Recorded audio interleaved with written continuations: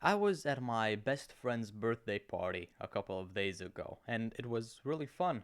But from the moment I arrived up until the moment I left, I was only thinking about one very specific and uninteresting thing. The end of it all. When am I going to need to go home? It's getting late. Are my parents worried for me?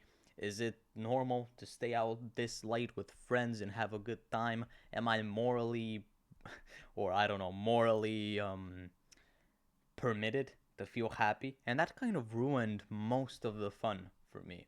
Which is why one of my new resolutions, or one of my resolutions for 2025 will be, or already is, to exclude the end out of events that you really would like to attend or things that you absolutely love. When you read a book, don't think about its ending. This is one of the most classic mistakes that people make with their reading. They think about the final page. They flip to the final page to see how it is, how it's like. They hurry up with their reading, with their lectures, and basically read books just to finish them, but never actually enjoy the process. This is what happens with a lot of public speaking. A lot of people that practice public speaking think about the end of their speech the most. And yeah, it's really important, but you should also think about the middle. You should enjoy the middle. You should enjoy the opening. You should think about the opening. A lot of people also think about the opening. But people do not enjoy the process, the beginning and the middle of something, the body of something, because they're stuck thinking about the end. And it's one of the most toxic things that I've seen. One of the most toxic things that you can do to yourself. Thinking about the end without taking a moment to think about the moment you are currently in. And guess what? That birthday party, every single thing, every single event that I have attended, every single thing that I have loved to do, that I've done up until this point, is now just a memory. So thinking about the end in that moment is was completely irrational because now I'm stuck thinking about the end anyway. This is the moment where I'm what I should have been thinking about the end, not whilst I was actually doing it. And guess what? If you do this in a repeated manner, it will also happen with life.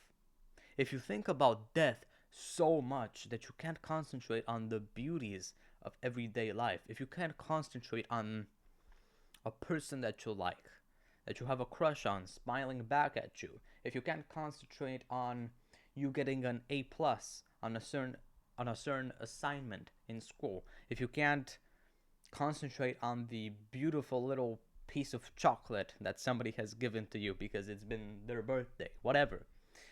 So many different things that we can enjoy. The fact that I just spontaneously picked up the mic and put my phone on my knees and started recording so many beautiful things that can be just completely could be just completely forgotten if I were to think about the end of this day, the end of this week, the end of this month, the end of this year. It would be tragic. It would be a real it will be well and truly a tragedy. But why do we do it? Well, probably because we don't know how to enjoy things. And guess what? This is one of the most crucial things in life. The phone is shaking a lot. Sorry, but just a consequence of being genuine, I guess. Sorry. It's just it's one of the most important things, just being able to enjoy the present moment, to be able to enjoy what you are currently doing. And nobody has it. Everybody is just stuck thinking about the end of things, the end of their life, the end of the party, the end of the school year, the end of their university, the end of their career. They're thinking about retirement. God damn it!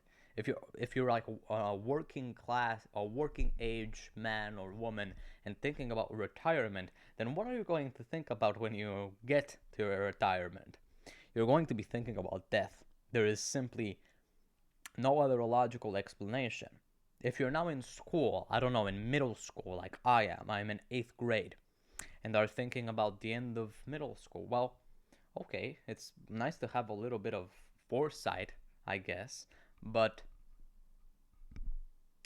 If you think about the end of middle school whilst you're in middle school, the end of high school whilst you're in high school, the end of university whilst you're in university, the end of your career whilst you are literally still paving the path forwards and living your career, then what are you going to think about when you get to your when you retire, the end of your retirement? Well, that's just spewing out your guts. Who knows? It's dying. So it's just a logical conclusion. Anyway, I don't want to live like that anymore. That's the simplest conclusion that I can get from this. Because this very moment that you're in, it doesn't matter whether you're dressed nicely or poorly, whether you have a Christmas tree right in front of you, like I do, whether you have your bedroom door in front of you, like I do, whether you have your window right here, like I do, and can look outside and see the beautiful rays of sun knocking against the apartment complex that you're in. Whether you're, I don't know, in China or India or Romania or Spain or the United States of America or England, Great Britain, whatever. This is all you have. And as Seneca said, favorite, one of my favorite Stoics said,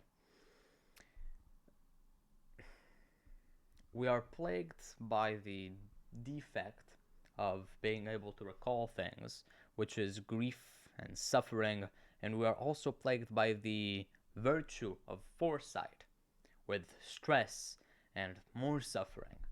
So the only thing that we can do is just live in the present.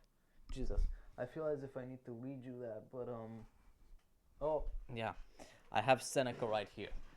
I can't do it justice with paraphrasing it. So here I have it. Sorry, mic's back on. I'm gonna look for the goddamn. I'm holding 1 second.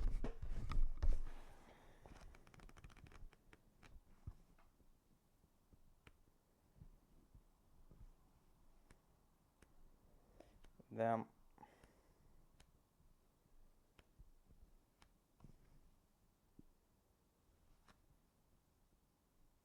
The present alone can make no man wretched. That's one of the greatest things that I've ever read, in my opinion. Many of our blessings bring pain to us, for memory recalls the tortures of fear, whilst foresight anticipates them. The present alone can make no man wretched.